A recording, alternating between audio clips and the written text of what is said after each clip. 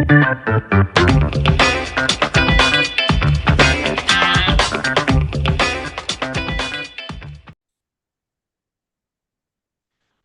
right. Welcome back to another episode of the Real Estate Investing Club, and happy Friday, everybody. Bringing that Friday energy to you. It is a beautiful day here in Seattle, 100% zero clouds out there. Still a little bit cold, but it's just beginning to June, so we haven't even got to summer yet. So good day, and a good day for a second reason, because we have Buddy Rushing with us on the podcast. Buddy does single family investments as well as multifamily, and he helps military members achieve financial freedom. And he also has an interesting story to jump into. So, Buddy, I'll let you lead off with where are you right now in the U.S.?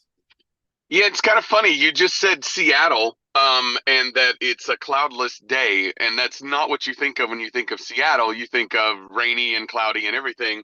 And here's the wicked twist. I'm in Southern California and North San Diego County right now, and when you think of San Diego, literally it's called Sun Diego by people because it's always sunny here, and it is absolutely the grayest, cloudiest, most miserable day ever.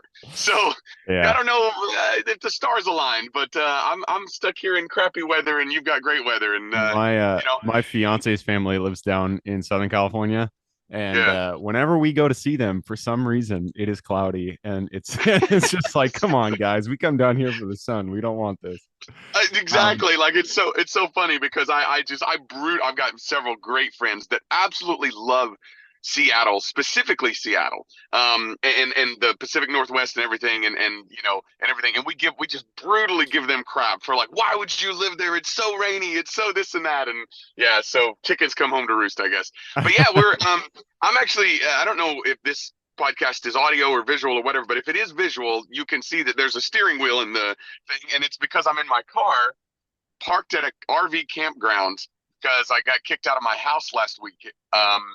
I had to move out because we rent our house out every summer, and we use it to pay for vacation. Last year we went through Guatemala, Costa Rica, and Belize, and for 3 months. And this year we're going up and down the coast of Southern California, and then we're flying to Montenegro, which is actually one of the newest countries in the world. I had never heard of it. hmm, It's in the Balkans. It's yeah, like over there. It's like there's a place called Kotor, which is a city in Montenegro that's right on the ocean, right on the right, Adriatic Sea, yep. and it's this like amazing, gorgeous place. Anyway, we're going there to I've got, like, my wife and I have two kids, 4 and 6 years old, and they have this program called Boundless Life, where people come from around the world and they immerse in the culture, and they teach your kids, and it's Oh, like that's a cool. summer program for kids, but for the parents also. So we're gonna go there, and then we're gonna bounce down to Puerto Rico, and then we've got our 16-year wedding anniversary, so we're gonna go over to the Bahamas after that, And and and true to real interesting, estate investing, this is funded by renting out your house. funded This is by the renting first out my house. person, yeah, the first person that's come on the podcast who rents out your house during the summer and then takes that opportunity to go and travel. And I think it's great. We have a 1 year old Yeah, daughter, and I feel like, once she's a little older, yeah. that's a good strategy to start in. Yeah, give her. Yeah, do not do this before. I mean, I know people. I absolutely know people that do this with infants and 1 year olds. But I, I'm just gonna be upfront and honest. I would never do that. Like, wait like 2 years until she's three, Yeah, yeah. and once We've she's already three, you can experienced we've tried to travel with under 1 year old, and it was a nightmare. But buddy, disaster. we always like to start with stories on the podcast. Your where you are is a story on itself, but I want to hear how you got to where you are. So why don't you take us to the beginning of your story in real estate and just tell us how the career has gone? Yeah, so I'll try to be brief. I'm 42 years old, and so anybody that is 42 or older has probably a lengthy story. So I'm not gonna belabor the point, but I it does bear, like, it is important though to understand kind of the mindset and the background. Like, I grew up, I'm the youngest of five kids, and we grew up in a little trailer in East Tennessee. When we had a trailer, actually, there was a time we didn't have a house at all. And food stamps, and there was a program called WIC back in the day, which was government program for poor people. And knew nothing about money. My mom and my dad's parents didn't come from money. Like they were been poor since the beginning of time, right? And that's all we knew. And I remember when I was older, I ended up joining the Marine Corps, and I got sent to Afghanistan. And when I was on this it's called a mounted patrol. I don't know how many people listening to this are military, but there's different kinds of patrols. You can patrol on foot, or you can patrol in mounted vehicles, armored vehicles. And so we were in an armored vehicle patrol, and there's a lot of downtime in those kinds of patrols. Like you don't move. It's not like the movies where you blast in and guns blazing. It's like you move slow and super slow, right? And so we're sitting there, and I look to my left at there's a radio mount with all of our radios and stuff like that.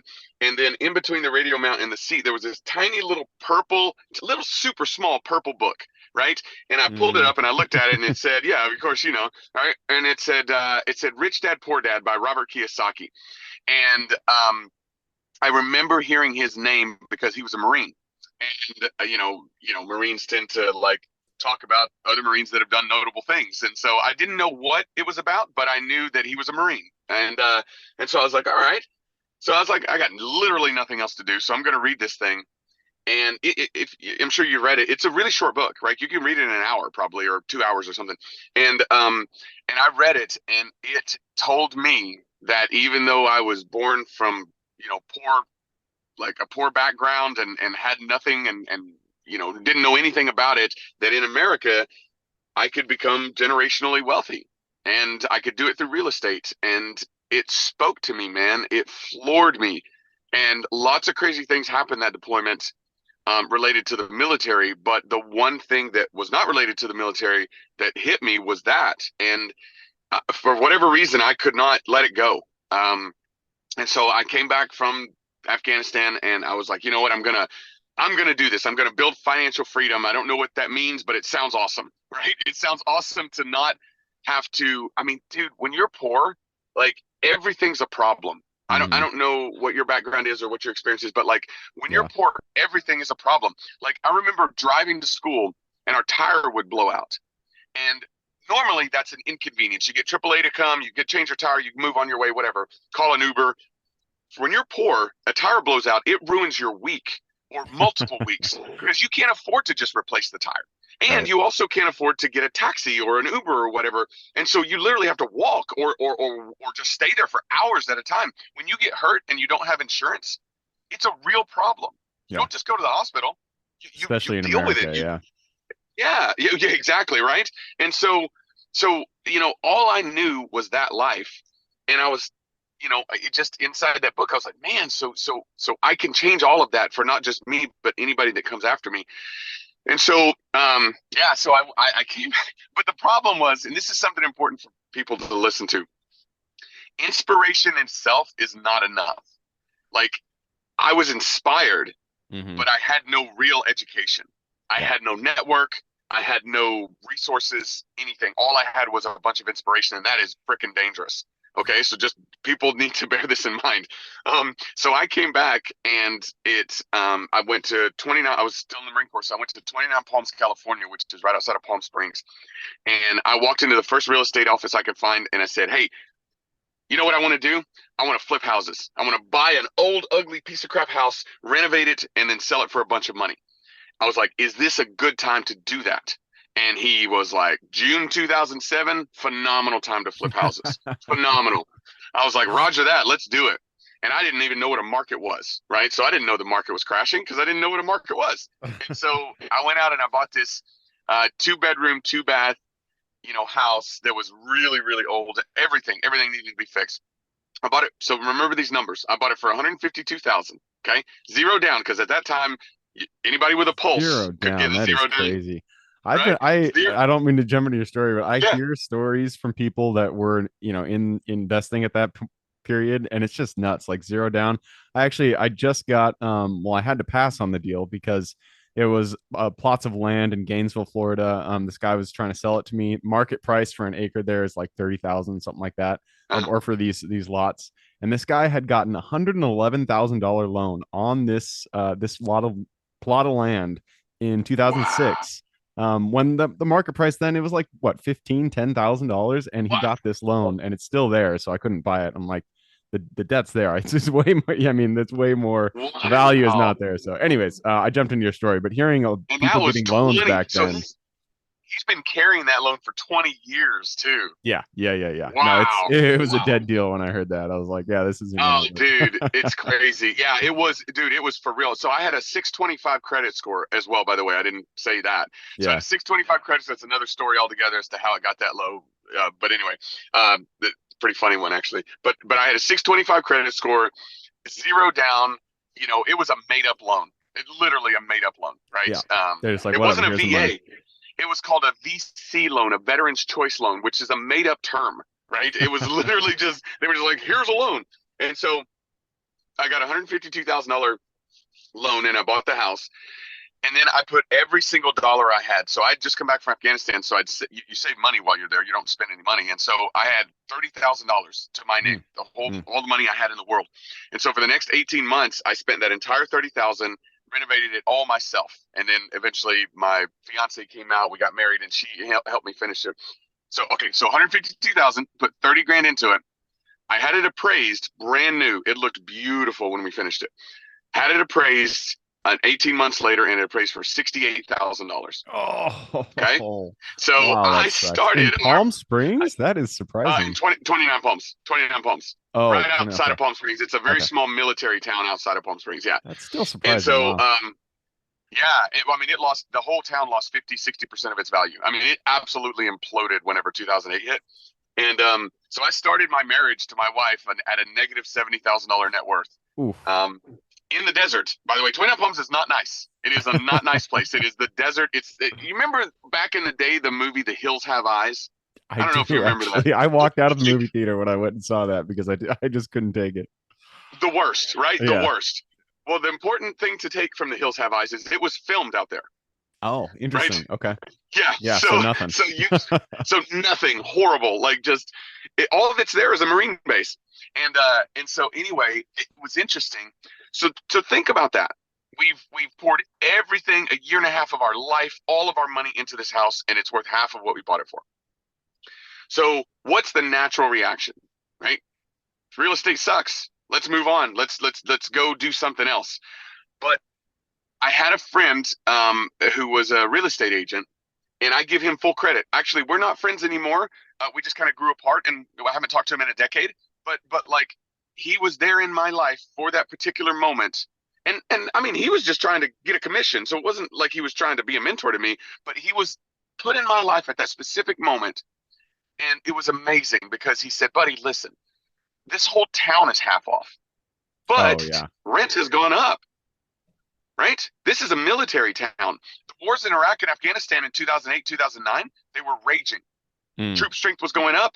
The DoD was pouring money into the military population, basically. Which in a military town, the amount that you get for housing ties directly to the amount that you can pay for rent. Which means the housing prices were 50% off, but the rent had gone up. mm, So now you've got houses that are selling for 60, 70,000 that rent for $1,000 a month. yeah. Normal houses, 3 bedroom, 2 bath houses. And so he was like, "You need to be buying." And I was like, "You're crazy, dude. Like, I look just at the lost last all house this I money. bought. I just lost everything." He goes, "Trust me, buddy. Buy everything you can get your hands on and rent it out." And I was like, "Well, I can't get my hands on much because all I have left is the $16,000 that we've saved for our wedding." So Mm, my wife and I, like at the time it was my fiance. So we had saved together collectively $16,000 for our wedding because our families don't have any money. So, we knew that we'd have to pay for it ourselves. And so this is a testament to her. Her name's Kimberly. So we're driving down this desert road, and we're talking about what this guy Larry, the real estate agent, had just said to us: buy, buy, buy, buy. And I was like, "Babe, what do you think?" I was like, the only money we have is $16,000. That's it. That's right. Um, what do you think? And she goes, "Honestly, I think we should buy. I think we should do it." And I was like, "Well, how are we going to get married then?" And she was like, "Well, we can get married at the courthouse, and it doesn't cost any money to get married at the courthouse, and we can always just have a wedding later. You find me a woman that does that." right, Gabe?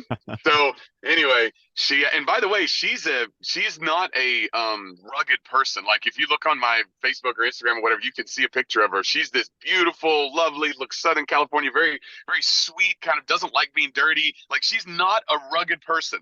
So Yeah. for her to, and by the way, the San Bernardino County Courthouse is not a nice place. So, so we, but nevertheless, she saw the vision of what it could be, even after a horrific failure of the first house. Crazy. So anyway, we went and got married by the Justice of Peace at the San Bernardino County Courthouse. Google it for anybody listening. It is not a nice place. And then we went back and we put $16,000 down on this 3-bedroom, 2-bath, 1,500 square foot house that was built the year prior. And the developer went out of business. He went bankrupt, right? Oof. Because everybody was going bankrupt in 2008. Yeah. I bought it for $69,000 and rented it out a week later for $975. Damn. That So beats the my 1% rule, mortgage, that's for sure. yes, sir, it does. So my mortgage was $385 a month, and I rented out for $975, and that house catapulted us into the rest of the story, right?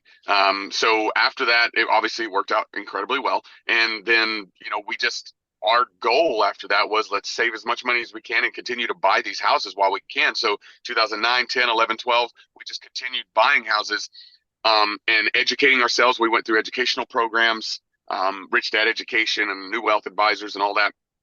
And I mean, we started buying in a bunch of different ways because we ran out of money fast. So we started buying, we did BRRRR deals, we did sub two, we did JVs, joint ventures with people. We raised private capital. We self-directed our IRA, lots of different types of things. But yeah, that's what launched it. And I've been talking for a while, so I'll turn it over to you. But that's No, kind of no, what launched it. Was a massive mistake. it's a good story, and I love I mean it's difficult that you went through that first mistake, but being able to bounce back from that is a testament to you and your character and your grit, because not every deal goes the way that we expect it to. And a lot of times, especially in those first ones, when you don't have the education, if you don't have a mentor by your side, it's easy to lose your shirt on a deal, especially if you don't understand the market, all that kind of stuff. So you bounce back from it, a testament to your wife being a wise woman. She saw that there was potential here and you kept going down the road, and buying those single families. So I mean, you mentioned a lot of different strategies there. Once you guys started buying and you realized the potential, you had that first success, which is super important to anybody investing to have success. I know the first one didn't work out, but once you actually see the money coming in, you can understand, the potential. What was the strategy that you guys, your overall overarching strategy? What were you trying to do? It sounds like most of it was cash flow. You guys weren't in the flip. You were looking to Yep. build a portfolio. Yeah. Our first flip did not work out well, as you know, because the market crashed. So we ended up holding on to it, and we really fell in love with the idea of financial freedom. And the way that was defined to me, early on, is financial freedom is when you have enough passive income to cover all of your expenses, and so you don't have to work for the money. You can do whatever you want with your time, and that was really appealing to me, right? And so that was effectively the strategy from the beginning: is let's build up however we can. Let's build up enough passive income to where I don't have to have a job if I don't want, and we can do whatever we want with our life. Um, which is that's you know it doesn't have to be slow, but it was slow for us. That was a Yeah. slow road for us, right? Because we didn't have any Single money, we didn't family have a network. is single family is difficult to really reach that level. To reach the point where your passive income exceeds your expenses, unless you're doing something like short-term rentals can get you there pretty quickly if you buy the right one. But if you're just buying regular single door single family rentals, it can be difficult. Slow. Yeah, it's a few Yeah. $100, right? It's a few $100. A lot of people like starting with single family because it's very palatable. And also, like, I work with military and veterans, so the VA loan, Mm. you can't buy apartment buildings with a VA loan. You can buy only up to 4 units. And so Oh, one okay. of the things that we absolutely do is we buy 4 units. We buy a fourplex with a VA loan, live in one unit, rent the other three out, and that's a Mm. really good strategy. But by and large, people like to start with single family because it's less daunting than buying an Mm, apartment complex right off the bat. And what I tell people is it doesn't matter where you start. It just matters that you start, yeah. right? So if somebody is only hearing commercial investing or apartment building investing and that precludes them from ever taking any action at all because they're scared, then that's worse than them just buying single families. But to your point, absolutely, you're not gonna it's gonna be very difficult to build financial freedom at $200 a cash flow a door, right? Yeah. If you're buying single family. So but nevertheless, we didn't know any of this. So we were just taking action, honestly. And that's what I'll tell people is like, you know, you can educate yourself all you want. You can have all the contacts in the world and whatever, but unless you take action, your life is never going to change. So that's the one thing we did do that was working incrementally is we were taking action. Mm, But the strategy, honestly, Gabe, was to get to financial freedom through passive income. And truth be told, we did not get there for 13 years, right? And I've now since then, because my business is about helping other military and veterans build financial freedom, I've helped people get there in 3. So I look at these guys like this guy Taylor Wing is a perfect example. He's an Army guy, joined White Feather, went through the Real Estate Investing Accelerator, which is a training program that I run for people, teaching them how to invest in real estate and helping them do deals. And he went through that, and within about less than 3 years, before he was 30, actually, in less than 3 years, using almost none of his own money, he built up almost 40 doors and like 38 doors, like $14,000 a month of passive income, got out of the Army and didn't have to get a job before he that's was 30. awesome, man. I Right. love it. Right. So he did it way faster than us Yeah. because he did it more creatively and everything like that. So yeah. So it took us the long answer to your question is we didn't really have a strategy other than trying to build passive income any way we could figure out how to. Um, and yeah, it took us a Well, long time. It and took us a long also time. it's you were kind of learning. I'm sure you met people along the way that kind of helped you out, but it sounds like for the most part you were learning, you were building your own blueprint, which is Yes. why this other guy he is able to do it in 3 years because you are providing that blueprint. I'm a huge proponent of people getting mentors, getting coaches, whatever you can do to really shorten that time frame to um, give you a blueprint to follow because there are 1,000 ways to do real estate. All you need is just one successful, proven blueprint to really work it, and that will get you to where you want to be. And maybe you and I could have a little debate here. I'm on the commercial side. I buy self storage, mobile home RV parks, and Mm-hmm. I really like commercial. I feel like people should start in commercial, just because you can get there so much quicker than you can with residential. And so you like residential. You think people should start in residential. So let's hear why do you Yeah. why do you think that is the starting point? If somebody let's say, they're 29, 30, 31 years old, they're out there, they have a job, but they want to achieve financial freedom. They want, let's just put a number on it. They want $5,000 a month in passive income that can replace their current expenses. Yeah, no, it's great. I love it. And I love having this discussion because I also actually do like commercial as an investment strategy. I just don't teach it. And Mm, the reason that I don't teach it is because I have found, and this is just my own personal experience, I found that commercial real estate investing intimidates most people mm, and intimidates them to the point where they don't take action. And mm, so it isn't, so my lack of focus on commercial isn't because commercial is not a good investment strategy. It's because I've found that it's intimidating for most people. And so I would rather someone take action mm. than not take action. And Yeah. so it really, I guess it has more to do with people than it does with the sector, Right. right? And so what I found is that almost everyone that I speak to is interested in buying a house because they either live in a house that they rent or they live in a house that they've purchased. And Yep. they right. And so they can get their hands around it. They're like, oh, okay, I understand single family rentals. I understand single family. And also when when you talk to somebody about buying a single family rental and holding on to it and renting it out and so on, they can get their heads wrapped around it. And most people are not super intimidated about it. If you talk to them about buying an office space building or an industrial park or something like that, they're like, "Wow, no way, can't possibly, right?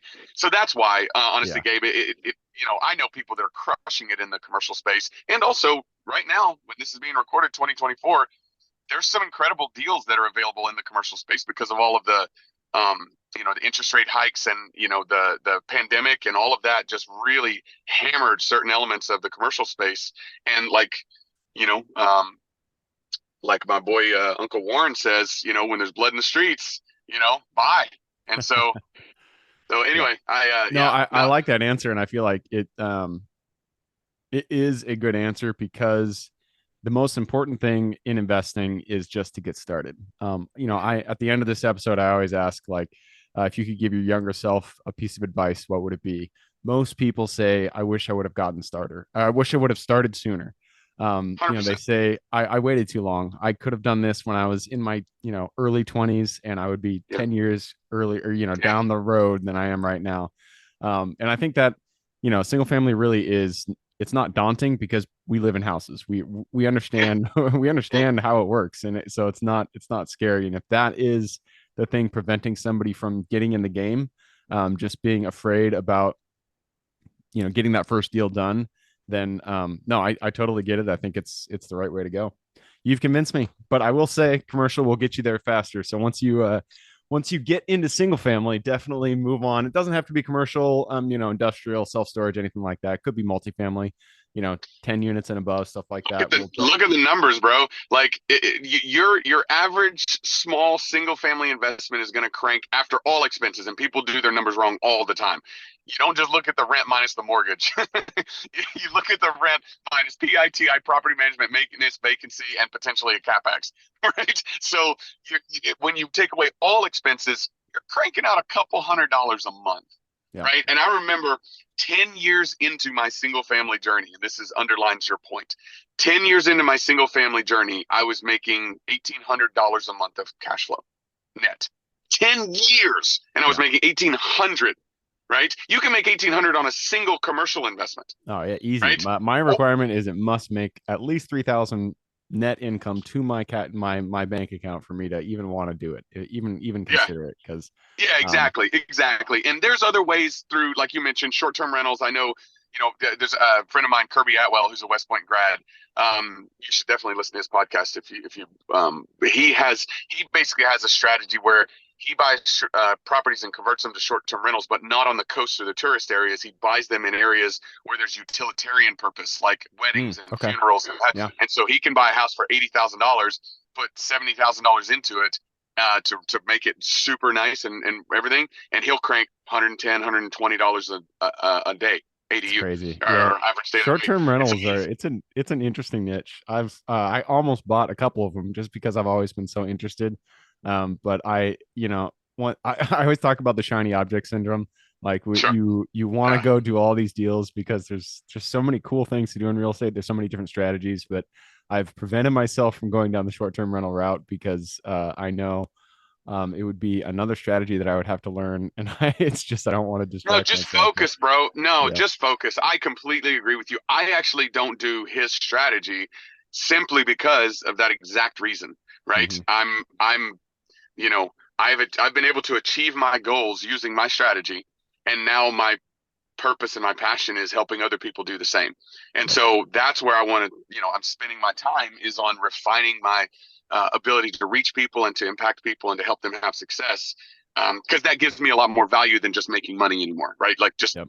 there is, I will tell you this, like, Tony Robbins has a great saying. He's like, you can only make so much money, then you have to start making a difference if you want your life to matter.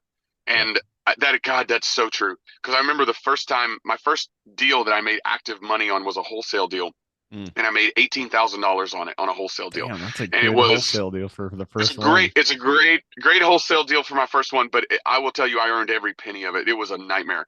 It was months and months and months and a total nightmare. But yes, I made 18 grand. And I remember cashing those checks. I've still got the picture of my wife holding the two checks. One was 5 grand, one was 13 grand because I wholesaled two deals, two houses at the same to the same guy. Anyway, so she's holding the check and we were over the moon. It was so empowering and wonderful making that money. So I am not blind to the impact of money.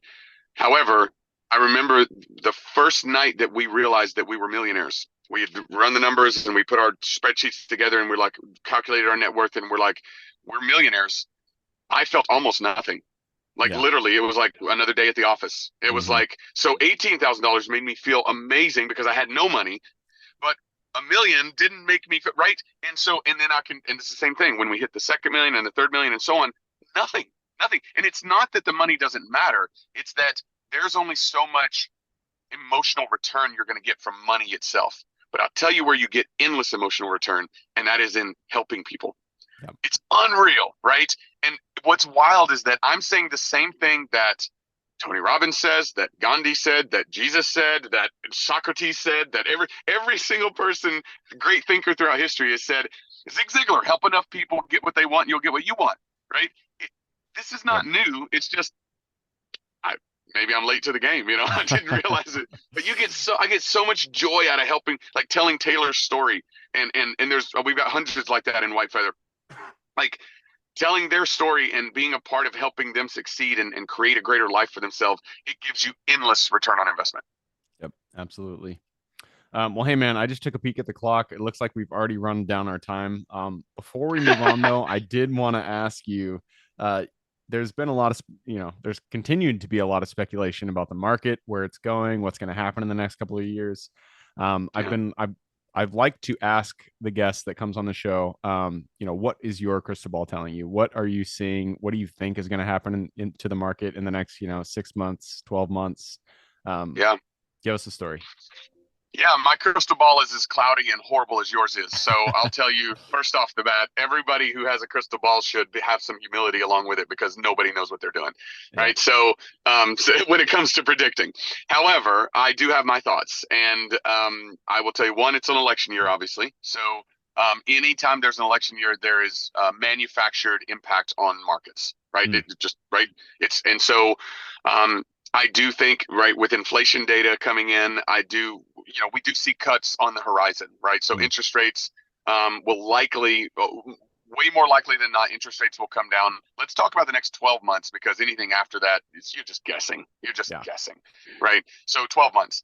In the next 12 months, I do see interest rates coming down probably a half a point to a point because of inflation data and because, of a variety of other pent up reasons. Because there is still a lack of an underbuilt inventory. So after 2008, from 2008 to about 2018, there was a dramatic drop off in new starts, and so you do have a constrained inventory writ large, and a lot of this stuff is market specific, but by and large, you have constrained inventory. And because interest rates are high right now, you also have a muted demand. So that's why there's a flat real estate market right now. So if you want to go become a new real estate agent, it's going to be a tough road for you. If you want to go become a new loan officer, it's going to be a fairly tough road for you right now. So you might want to consider that. But in the coming year, I do believe that interest rates will likely come down, and I believe there's a lot of pent up demand that's not being acted on right now because they're the numbers, Yeah. right? And so I believe that that demand will get unleashed with the lower interest rates. I think that'll shake the market open, and I think that there will be a resurgence of home price appreciation. Mm. It won't be double digit like we saw before. There's just no way. Just the numbers don't bear that out. But here's where ultimately, whenever people ask what's the market going to do, what they're really asking is where's the opportunity. And so I mean, I'm not going to give advice on the commercial sector because that's not my focus, but from everything I hear, there is great deals to be had in the commercial sector as people, their rates reset and you've got more occupancy or more vacancy and things like that. But in the residential sector, I'd tell you the two biggest deals we've done in the history of White Feather have been both last year during the high interest rate climate. And the reason is because on one of them, it was a builder that built these, 11 townhomes in Daytona Beach Shores. And when he started building, interest rates were 2.75, and when he finished, interest rates were 7.75. And he did not. That blew out his models completely, and so he couldn't sell them. So what we did was we bought him at a. He actually, the builder actually got them repossessed back to the hard money lender that he'd borrowed money from because he borrowed Mm. very expensive money and he couldn't sell them.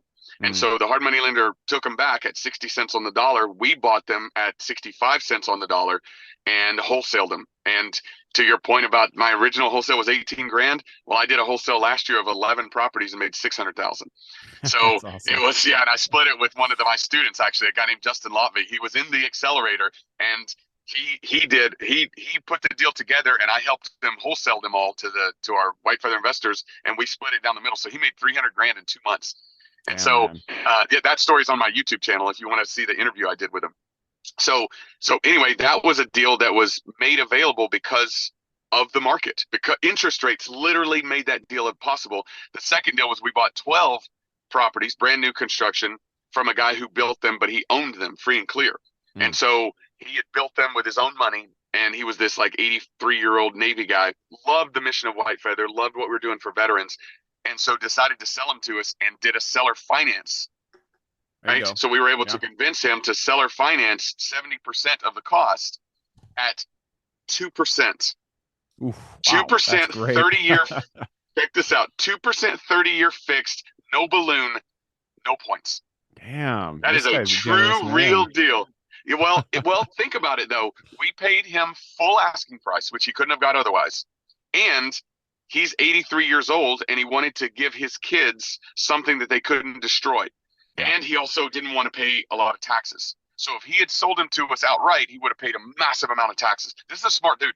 Yeah. Instead, he creates an installment sale over 30 years that totally mitigates his taxes. And he creates what's effectively a dividend for his kids so they can't screw up their inheritance. Yeah. That's what he wanted. So we Yep. gave him what he wanted. He gave us what we wanted. And so anyway, my point in saying all that is there's incredible opportunity in the market right now. It's just not your standard go find a real estate agent and look on the MLS. Yep. You've got to be creative, guys. Think about this. 60, and I know we're at time. 60% of the mortgages that exist in America right now are sub 4% interest. Wow. 60% of them. 60%? That's Yeah. crazy. I did not know that. Yeah. It's in the tens of millions. And so if you're somebody who understands what a wrap is, or understands what a AITD is, or a sub two, if you understand what those things are, then you understand that I can buy a house from somebody. Because remember, the big D's: death, divorce, disease, dislocation, debt, all of those things are still going to force people to sell. And those 3% interest rates are valuable in and of themselves. So if you can buy something subject to or on a wrap or whatever, then you have the ability to buy something and fall into a 3% interest loan, which is amortization schedules alone. Like, for people that don't know what I'm talking about, just go ask ChatGPT to explain it to you. Honestly, it's an incredibly powerful opportunity right now for somebody. If I was getting into real estate right now, I would become an expert on subject to. And Yeah. I'm not an expert on subject to. Pace Morby is. So, and I don't know Pace. I don't get any money from it. That Pace, just go look up Pace Morby. He's an expert on subject to. Go educate yourself and go buy property subject to. By the way, most of the properties he buys subject to, he puts $0 into. So even if you don't have any money, you can go do this strategy.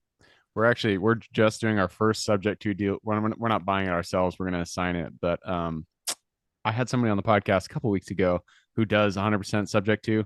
And the strategy, I'd heard of it obviously, but it does make sense right now because with subject to, you can get houses even if they're at asking price. Usually when you're an investor, you want to buy below market asking price. But if you can get something subject to and get that interest rate that's 3.6%, it's so much value there because interest rates right now are much higher than that. And so yeah, interesting strategy. And yeah, good And it's a advice for strategy someone. that has a shelf life. Honestly, I think so. It's most powerful right now. Remember, I told you that interest rates are likely going to come down next year. This strategy will be less powerful next year. Yeah.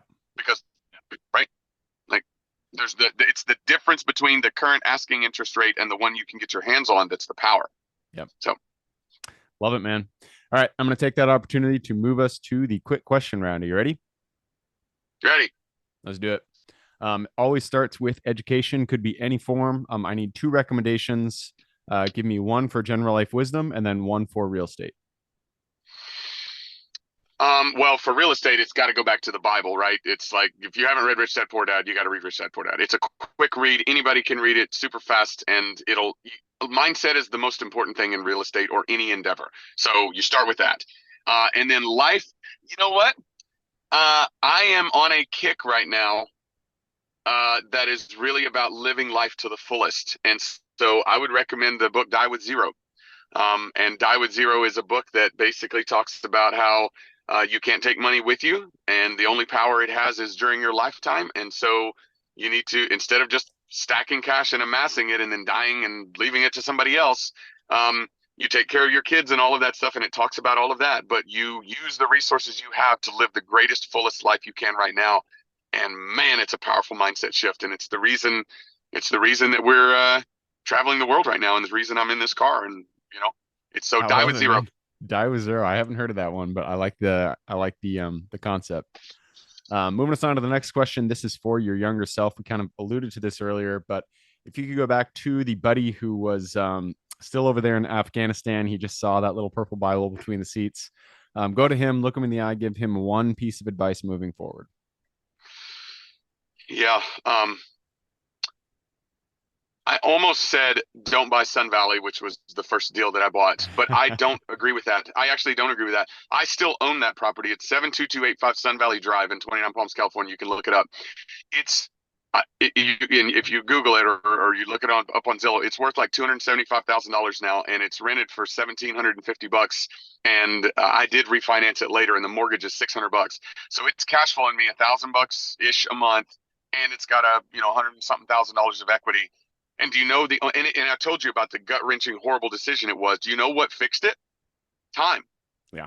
time, right? Time I didn't do heals anything to all it. problems. Yep. Especially in real estate. In time in rental real estate, time heals almost every bad decision that you can make, and Yep. so you just have to gut it out, right? So I almost said don't buy Sun Valley, but Sun Valley and the lessons learned launched White Feather in the 4 7 figure businesses that we run now. So like that's so never mind.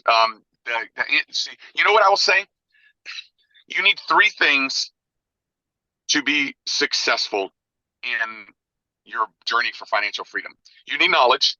So maybe get some knowledge other than just reading Rich Dad Poor Dad, right? So like join a course, or I agree with you, get a mentor, get a coach. Like, I mean, it's so much fun. Like, who cares? Like, you don't need to spend tens of thousands of dollars for a coach. Like, you can, but you don't need to. You can get one that's reasonably priced. And my God, does it make everything easier and faster? So get a coach, join a training program, something like that. So get the knowledge, get a network, join a network. The right trusted network can basically solve. Man, anytime I have a problem, I just go to somebody in my network, and it's almost immediately solved. And then the third thing is the only thing that really matters in changing your own life, and that's action. So knowledge, network, and action. Those are the 3 things you need as a 3-year-old young lieutenant in the Marine Corps. Buddy, go get your knowledge, go build or join a network, and then take tons of action. Nice. I like it. Knowledge, network, and action. That is a good blueprint for your younger self. Next question is about the US. It is a big place. There's a lot of opportunity out there. Give me the single metro you're most excited about investing in today. Metro. Okay, so state would be Florida. Metro would probably be um yeah, I like Southwest Florida. Okay. I Like Cape yeah, like or what is that? Cape Coral? Cape Coral, Fort Myers, and Lehigh Acres. Okay. And then so I've got the best performing deals that I have in my entire portfolio are 4 properties in Lehigh Acres. And I'd never heard of Lehigh Acres, didn't even know what it was. But they are, well, I'll just put it this way. 3 months ago, one of those rentals turned over, and they increased the rent 11%, Wow. and the person and moved somebody in right away. Where in the world, where in the United States are you seeing rent still increasing at double digits? Yeah, that's nuts. Lehigh Acres. Huh. So anyway, All right, not all of Southwest Lehigh Florida. Acres, by the way. You can lose your shirt in certain parts of Lehigh Acres. So do your due diligence and do your market analysis. But yeah, Southwest Florida. Perfect. All right, next question is about finding deals. It all starts with getting in contact with the seller, penning that purchase agreement. What is your favorite way to generate leads and find new deals? It's what I do now. I don't look for deals at all. What I do is I train people. and I provide value in their lives, and I teach them how to do market analysis and how to go out and find deals. And the very best deals that I've gotten in the last like 4 years have all been from people that I've trained who say they go out, they make offers, but they don't have the money or they don't have the knowledge or whatever to put it together. And so they'll go out and make offers, they'll get offers accepted, and then they'll send me what I call a holy shit email. It's my favorite email to get. And they're like, holy shit, buddy, I'm in contract. What do I do now? And so I look at it and run the numbers, and we figure out everything. And if it's a good deal, then I bring all the resources to the table, the cash, the investors, the whatever. So I don't actually hunt for deals anymore. What I do is I train and empower people, and I back them up with resources, and then they go find deals. Nice. I love it. All right. Second to last question is about lessons learned. Not every deal that we get into goes the way that we expect it. Sometimes a wrench is thrown into the mix, and we get a little learn a lesson. So give me the deal that went a little bit sideways for you, and then the lesson you pulled from it. Yeah, I would say we had a like 8 or 9 bird deals that we were doing in Alabama, and the contractor was stealing from us and lying to Mm. us. I mean, just as pretty much as bad as you can get, like taking pictures of new appliances and then returning the appliances to Oh, Home Depot and jeez. getting the money back. And I have a house, a duplex in Tuscaloosa, Alabama. That's the LLC. I called it Painted Roof LLC, and the reason is because I paid him 15 grand to redo the roof, and instead of redoing the roof, he spray painted it black and then took pictures of it so it would look like new shingles. So what I would say is you'd never want to just I hate to say it this way because I'm an optimist by nature, but like so Trust there but are verify. contractors out there that trust but verify. There are absolutely contractors that'll screw you over. Yeah. So to verify your contractors. Make sure that you have a very strict accountability method for your contractors, because they'll steal from you. Yeah. It's just bad. 100%. That's actually why I don't like flipping is you if you're flipping, you really can only do it if you have a contractor that you trust very well. That Yeah, isn't going to price gouge you, and you can trust that they're going to do what needs to be done. And that's just really hard to find. And if you're yeah, it in is. new metros, unless you're in your backyard, you already know contractors. Finding a good contractor is super hard, especially if you don't live there. So yeah, It's great. that is a good lesson to learn. But hey, we all go through it. We all have to get kicked in the pants sometimes. So it's good you Uh, learned that lesson. Only Um, cost me $120,000. So there you you know, go. There you go. So, real quickly before we go on to the very last one, that is a good lesson to learn. What are the steps you use to verify your contractors going forward? yeah. I just having people submit like they need to have a what I would say is they need to have like an electronic method for tracking the project, Mm. and then they need to do physical. Like one of the things I do is I have them submit pictures, but we've seen how that can also be bad. You can actually go on Bigger Pockets or um, you know, um, any other. There's tons of websites you could do. Find somebody local in the area that's just a normal dude, like maybe a high school kid or something. Pay them a small amount to drive by the site and take their own pictures. So I like that, and one of the little strategies that I've used that has worked wonders for me is I'll buy something on like Uber Eats, and I'll have it delivered to an address, but in the comments I'll tell the Uber Eats driver, this food is for you. All I need you to do is take pictures and send them back to me. I've done this multiple Brilliant. times and it works. So you're paying That, like that's better. you're paying like 10 I'm bucks for the meal. The Uber Eats driver gets to eat the food. They get the tip as well. And all they have to do is send you the pictures. It's Gabe. a, You just took my recommendation and like turned it into the 21st century. Do what Gabe just said. Don't do what I said. Do what Gabe. That's brilliant. yeah. Brilliant. And it does work. And I've had a couple Uber Eats people not do it, but 10 bucks, who cares? Yeah. So that leads us to the very last question. This is for the listeners. You've given us a lot to think about. I'm sure people want to reach out, get in contact with you. This is a two-parter. Where can they find you? And then what can they expect when they reach out? Yeah, so I'm it should be pretty easy to find on the socials. I've my name's Edward Rushing, but I'm Buddy Rushing. That's my nickname. So I'm Buddy Rushing. So if you just type Buddy Rushing on Facebook, it's the one with the blue check. Buddy Rushing on Instagram. Our whitefeatherinvestments.com is our website. But yeah, just hit me up on either Facebook or Instagram. I have, I really do pay attention to those. I have people helping me with those channels, but I also watch them, and I do respond to people. So, um, you know, yeah. Perfect. I'll put those links in the show notes. So if you guys want to reach out to Buddy, click a little more in the description. It'll pull down the full description. In there, you can find his links. All right, man. That wraps it up. Thank you very much for hopping on the show. I appreciate it. Thanks, brother. Absolutely. For everybody who's here with us today, thank you guys for showing up. You are the reason we do this. So if you guys have any questions, reach out to me, Gabe at therealestateinvestingclub.com. If you want to support the show, just give us a review on Apple or whatever you're listening to this on. Other than that, I hope you guys have an absolutely fantastic week. Keep rocking real estate, and I look forward to seeing you on the next episode.